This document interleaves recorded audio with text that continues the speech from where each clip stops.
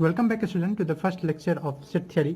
अभी तक मुझे उम्मीद है कि आप सिलेबस वाला लेक्चर देख चुके हैं, जिससे आपको थोड़ा सा फील हो गया है कि सिलेबस में है क्या हमारा। ठीक है, अब हम लोग पढ़ने वाले सेट थ्योरी के बारे में, जो कि हमारा फर्स्ट चैप्टर है।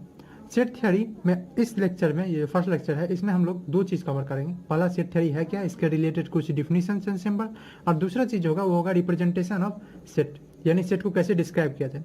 तो पहले सेट को समझने से पहले हमको एक वर्ड समझना पड़ेगा, कलेक्शन। आपको लग रहा है कलेक्शन तो हमको समझ में आता ही है, तो जी हाँ, कलेक्शन है।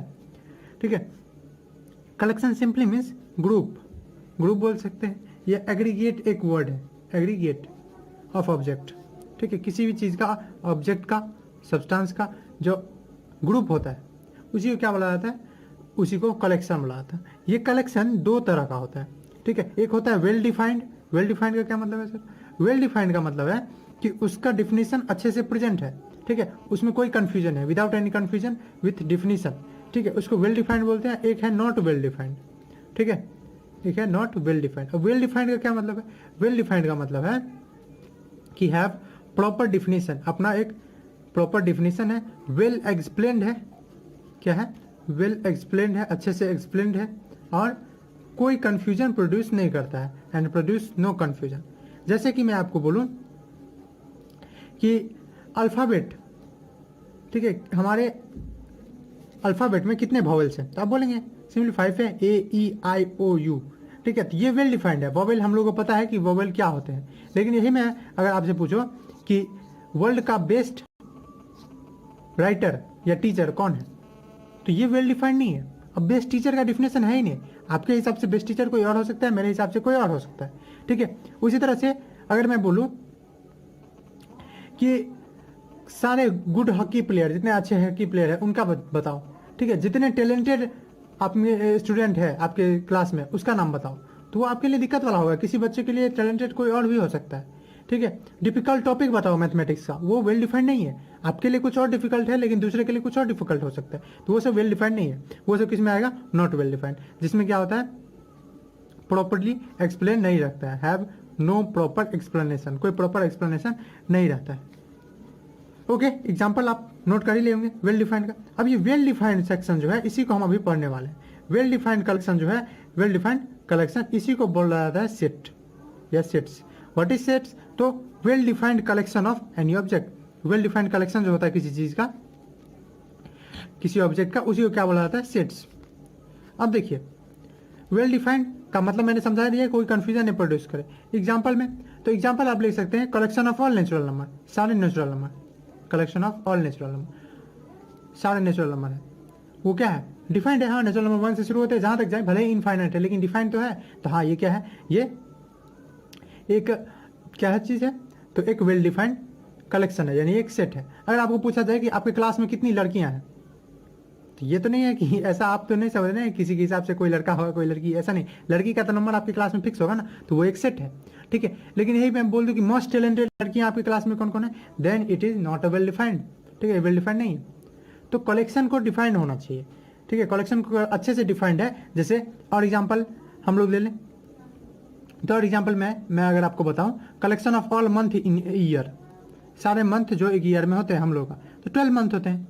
ठीक है, या ईयर में वो मंथ जो जे से शुरू होते हैं, तो जनवरी है, ठीक है, जून है, जुलाई है, यही तीन तो है। तो जो वेल डिफाइंड है कलेक्शन, उन्हीं को सेट्स कहा जाता है। जो नहीं है उनके बारे में हम लोग पढ़ते ही नहीं, वो नॉन वेल डिफाइंड है। पर आपको समझना होगा, नॉट वेल डिफाइंड में अक्सर ऐसा वर्ड एडजेक्टिव लगा होगा, जैसे गुड लगा सकता है, ठीक, मोस्ट लगा रह सकता है, बेस्ट लगा रह सकता है। तो आपको उसी हिसाब से समझ जाना है कि वो सब वेल डिफाइंड नहीं।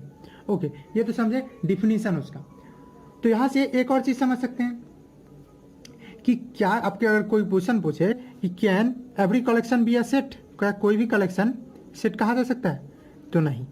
Can every collection be called set, तो नहीं, आपका जवाब होना चाहिए नहीं। ठीक है, सारे कलेक्शन को सेट नहीं कर सकते, only well defined collection are called set. हाँ, लेकिन सारा सेट एक कलेक्शन है।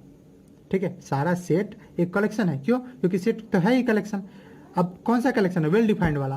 तो कलेक्शन तो है, तो सारे सेट कलेक्शन है, लेकिन all collection are not set. तो आप इसको ऐसे लिख सकते हैं, all collection are not set. ठीक है, सारे कलेक्शन जो है वो सेट नहीं है। तो कौन कलेक्शन सेट है? Only well defined collection. On collection are not set, set नहीं है। But all set are collection, पर सारे सेट जो है ठीक है, क्योंकि वो कलेक्शन है ही, वेल डिफाइंड कलेक्शन है, तो ऑल सेट्स आर क्या है, कलेक्शन। ठीक है, अब देखिए, अब जैसे मैं इसमें लिखूं, एक सेट को मैं ले लेता हूं। अब देखिए सेट का जो है ना एक तरीका है लिखने का, जो सेट होता है उसमें जो सेट डिफाइन किया जा रहा है उस सेट को कैपिटल लेटर से हम लोग डिनोट करते हैं। किसको?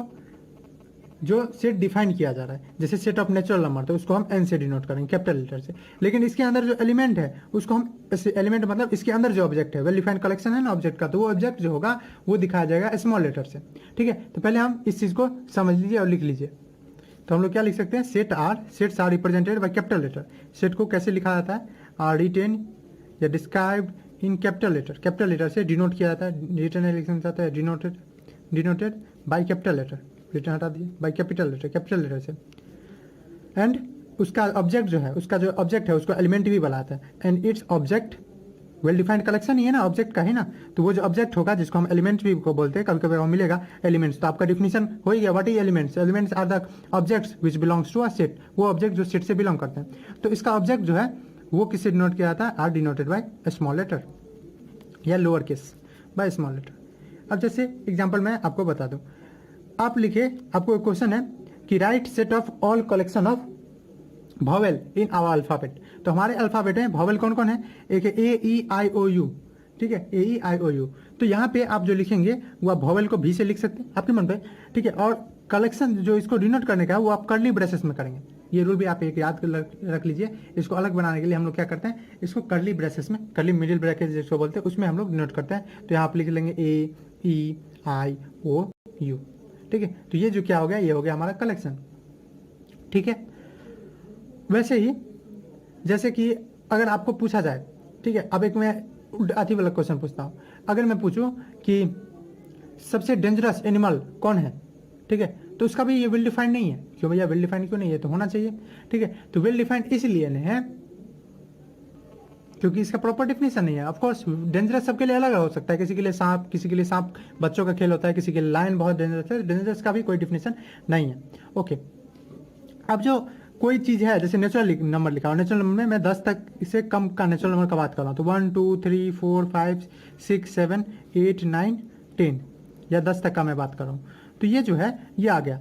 अब इसमें कौन कौन एलिमेंट इससे मिल रहे हैं, ये क्या हो गया, यही जो है ये इसके ऑब्जेक्ट कहलाते हैं या एलिमेंट्स कहलाते हैं। तो कौन एलिमेंट्स इससे मिल रहे हैं, कौन नहीं मिल रहे हैं, तो इसको बार बार तो नहीं लिखेंगे 1 बिलोंग्स टू या 1 is a member of N, ऐसे लिखना थोड़ा अजीब होगा, ठीक है। अगर मैं लिखूँ 1 इज ए मेंबर, ठीक है, ऑफ नेचुरल नंबर, या चलिए उसको शॉर्ट करके मैं लिख भी देता हूँ ओपन, ये लिखना थोड़ा बड़ा है, या 1 इज कंटेन्ड है इसमें, या लिख देंगे 1 बिलोंग्स टू, तो ये सब थोड़ा हैवी हो जाता है। मैथमेटिक्स में इतना लिखना हम लोग को नहीं है, मैथमेटिक्स सभी चीज़ को इजी बनाने का काम करता है। तो इसी चीज़ के लिए एक सिंबल आ जाता है ऐसा, ये हल्का सा एप्सिलॉन जैसा है, एप्सिलॉन भी बोलते हैं इसको। तो इसको आप ऐसे लिखेंगे 1 बिलोंग्स टू, इसको क्या बोलेंगे, बिलोंग्स टू या member of content in belongs to N.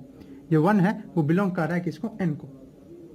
इसमें बात करें तो यहाँ पे लिखेंगे ए जो है वो बिलोंग कर रहा है किसको, सॉरी हाँ, ए जो है बिलोंग कर रहा है भी को, ठीक है। तो ऐसे लिखने का तरीका, जो नहीं बिलोंग करेगा, जैसे यहाँ 11 बिलोंग नहीं कर रहा तो आप लिखेंगे 11, अगर आपसे पूछे 11 बिलोंग कर रहा है तो नहीं, 11 डज नॉट बिलोंग्स, तो इसके एक क्रॉस मार देंगे, does not belongs to N natural number, ठीक है। तो ये बात हुआ थोड़ा सा किसके बारे में, सेट के बारे में। अब एक और चीज़, इस चैप्टर में बहुत सारा हम लोग आएंगे ऐसे वर्ड्स पे जहाँ पे जिसका सिंबल फ्रिक्वेंटली यूज होता जाएगा, जल्दी जल्दी यूज होता जाएगा। तो उसका कुछ मैं सिंबल आपको दिखा दूँ कि कौन सिंबल का क्या मतलब है। एक आएगा आपका फ्रिक्वेंटली एन, एन मतलब होगा नेचुरल नंबर आपका, फिर आएगा होल नंबर, ठीक है, तो डब्ल्यू है उसके लिए, होल नंबर के लिए।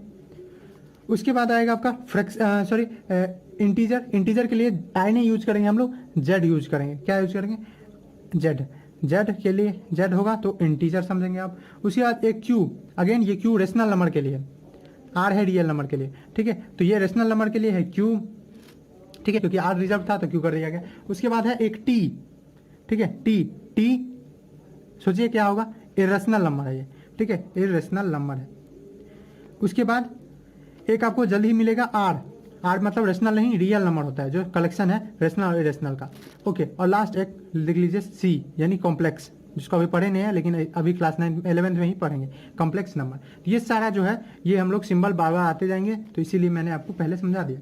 अब देखिए, अब हम लोग समझते हैं कि किसी सेट को कैसे रिप्रेजेंट किया जाए, ठीक है, कैसे डिस्क्राइब किया जाए। तो डिस्क्राइबिंग अ सेट, ठीक है। डिस्क्राइबिंग या किसी किसी बुक में या कहीं कहीं आपको मिलेगा डिस्क्रिप्शन ऑफ सेट, तो डिस्क्राइबिंग ऑफ अ सेट, किसी सेट को क्या बोल सकते हैं, रिप्रेजेंटेशन ऑफ सेट, कैसे रिप्रेजेंट करे दिखाए किसी सेट को। तो अभी तो आप बोलेंगे कि हाँ कर्ली ब्रेसेस में दिखा दो, तो ये भी एक तरीका है, एक और तरीका है, उसके बारे में बहुत सारे तरीके हैं, लेकिन दो फेमस तरीका है जो आप लोग को पढ़ना है, उसके बारे में बात करते हैं, रिप्रेजेंटेशन ऑफ ए सेट।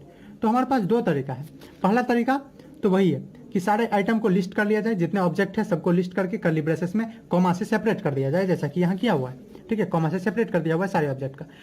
एक और तरीका है प्रॉपर्टी के हिसाब से, तो दोनों तरीका को हम लोग पढ़ते हैं। तो एक तरीका में हम लोग क्या कर रहे हैं, तो एक तरीका में सिंपली हम लोग लिस्ट कर दे रहे हैं, लिस्ट कर दे हैं जितने एलिमेंट है उनका लिस्ट बना दे रहे हैं, कर्ली ब्रेसेस के अंदर कॉमा से सेपरेट कर दिए।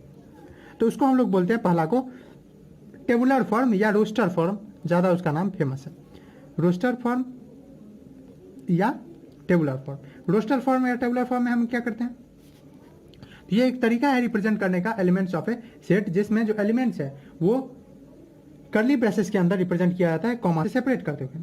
तो कैसे लिखेंगे, तो रिप्रेजेंटिंग अ सेट, किसी सेट को रिप्रेजेंट करना, दिखाना कैसे, by listing elements, by listing its element, इसके एलिमेंट को लिस्ट बनाना, बाय लिस्टिंग इट्स एलिमेंट, अब इसके एलिमेंट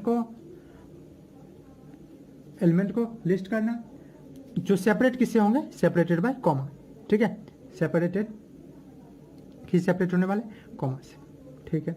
और ये होंगे कहाँ, तो इन कर्ली ब्रेसेस, इन कर्ली ब्रेसेस। तो ये दो तीन चीज आपको बात याद करना है कि एलिमेंट जो होगा वो किसके अंदर होगा, कर्ली ब्रेसेस के अंदर, कॉमा से सेपरेट होगा, और अच्छा रहेगा आप याद रखें कि स्मॉल लेटर में होगा, इन कर्ली ब्रेसेस, ठीक, ओके।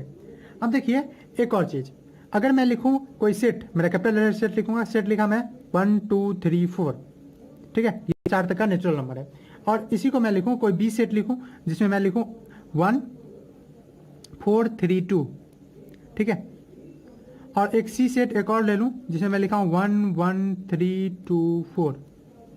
तो आपको एक चीज समझना है, ये तीनों सेट सेम है, A equal to B equal to C. क्यों ये इक्वल सेट क्यों है, हम आएंगे इक्वल सेट क्या होता है उस पर भी, पर ये इक्वल सेट क्यों है, इक्वल सेट इसलिए है क्योंकि इसमें सब एलिमेंट एक है।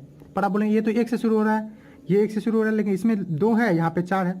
तो आपको यही समझना है कि रिप्रेजेंटेशन में या किसी भी सेट में ऑर्डर का कोई वैल्यू नहीं है, ठीक है, किस ऑर्डर में रिप्रेजेंट किया हुआ है एलिमेंट उसका कोई वैल्यू नहीं है, ठीक है, उसका कोई इंपॉर्टेंस नहीं है। अगेन रिपीटिशन का भी कोई इंपॉर्टेंस नहीं है सेट में, यहाँ पे 2 बार एक है, इससे कोई सिग्निफिकेंस नहीं पड़ रहा है, इस पर कोई प्रभाव नहीं पड़ रहा है, सेट वही है, ठीक है। तो आपको एक चीज नोट करके रख लेना है अपने माइंड में भी और अपने कॉपी में भी कि order and repetition of element in a set, order and repetition of element in a set has no meaning, उसका कोई मीनिंग नहीं है,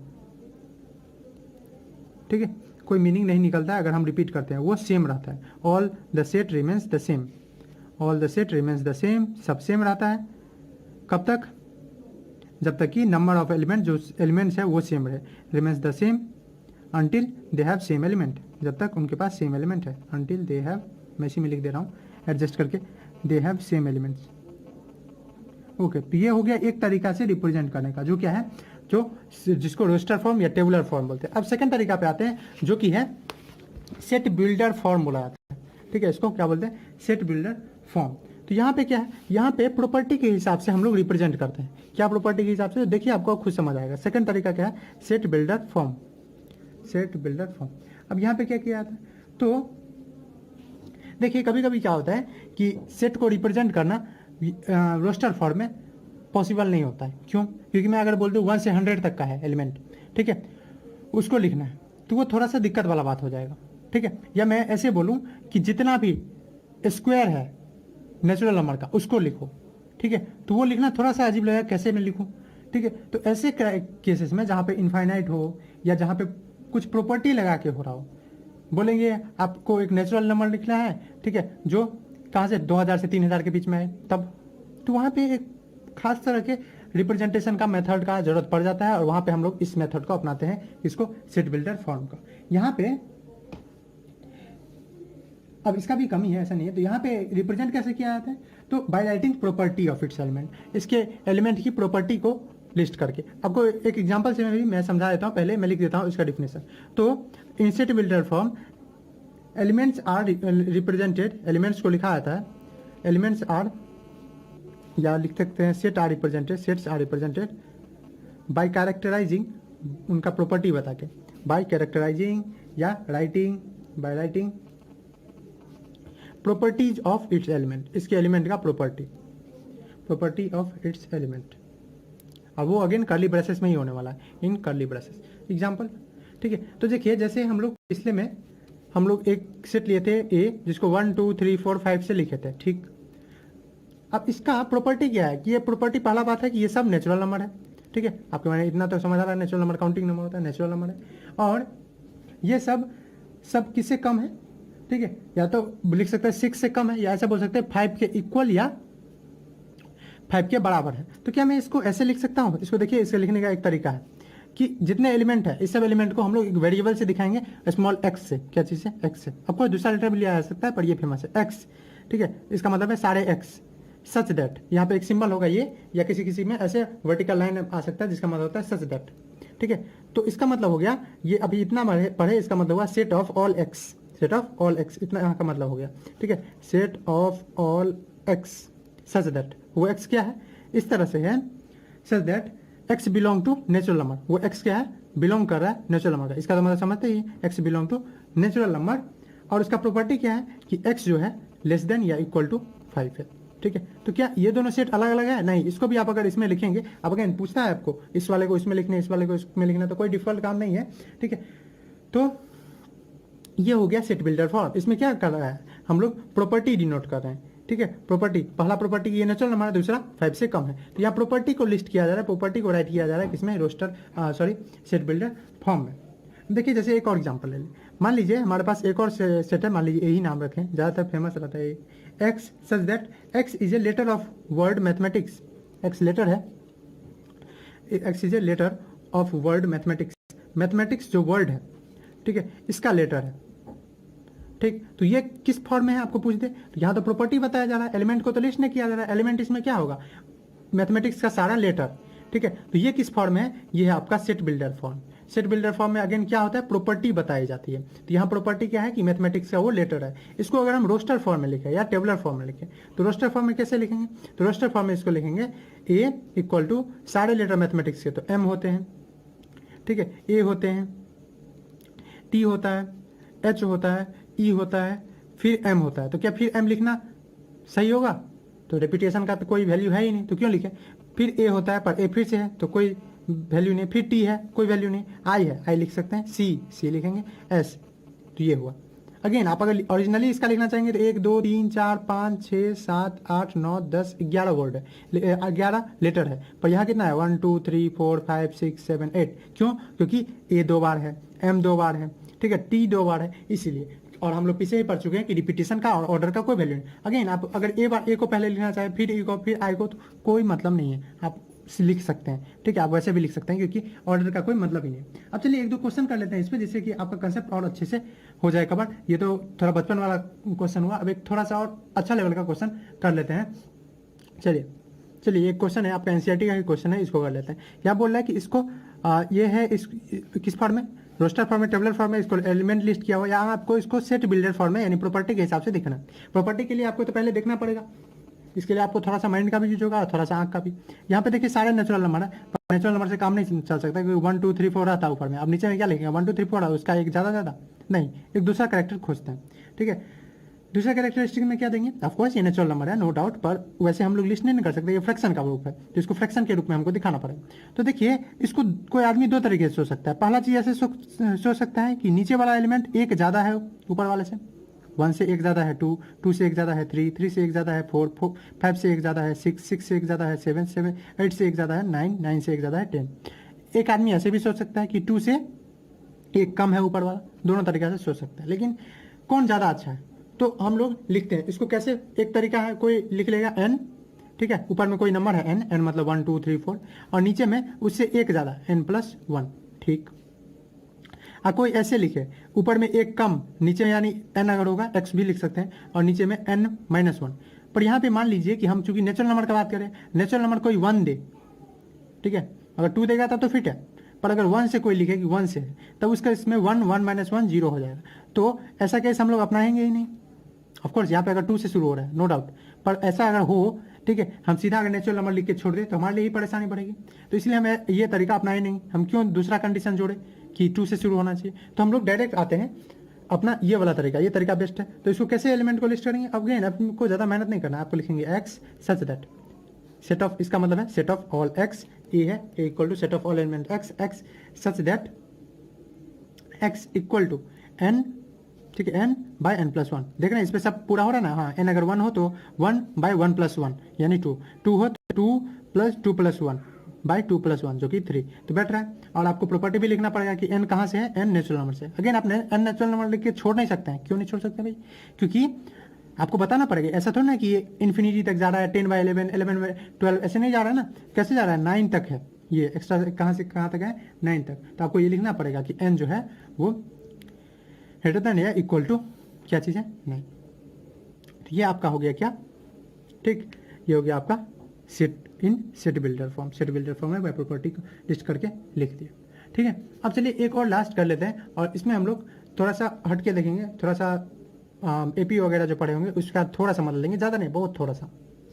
चलिए ये क्वेश्चन देख लेते हैं, ये आपको थोड़ा देख के अर्थमेटिक प्रोग्रेशन अगर 10th में पढ़े होंगे तो उसका याद आ रहा होगा, थोड़ा थोड़ा वैसा ही है, पर चलिए देखते हैं। तो इसमें आपको क्या बड़ा रोस्टर फॉर्म में लिखनी है, सेट बिल्डर में है कि रोस्टर फॉर्म में, तो आपको सेट बिल्डर में यहाँ प्रॉपर्टी लिस्ट किया हुआ है, ये नेचुरल नंबर है और नेचुरल नंबर ऐसे ऐसे, तो इसको आपको रोस्टर फॉर्म में यानी एलिमेंट इसका निकाल के इसको लिस्ट करना है। तो कैसे करेंगे, तो पहला बात देख लीजिए, यहाँ पे हम लोग एन से शुरू होंगे। अगेन यहाँ पे इनफाइनाइट है, यहाँ पे कोई नहीं दिया हुआ कि एन 10 से छोटा होना चाहिए या 9 तक होना चाहिए, ऐसा कोई कंडीशन नहीं है, मतलब चलते जाइए चलते जाइए, ठीक है। तो आपको ऐसा इन्फिनिटी वाला है। तो हम लोग बात करेंगे सेट जो होता है फाइनाइट भी होता है इनफाइनाइट भी होता है, डिपेंड करता है कि नंबर ऑफ एलिमेंट कितने हैं। तो चलिए यहाँ पे हम लोग एक चीज़ लिख सकते हैं, क्या चीज़, कि पहले तो हम A1 हमको दिया ही हुआ है, पहला एलिमेंट A1 मतलब first element, A1 equal to 1, इतना थोड़ा सा अंडरस्टैंडिंग आपके पास होगा। A2 कैसे निकलेगा, तो A2 का लिया हुआ है कि A2 निकलेगा, कोई भी जो निकालना है हमको वो कैसे कैसे निकलेगा, तो A2 A2 को हम यहाँ से निकाल सकते हैं।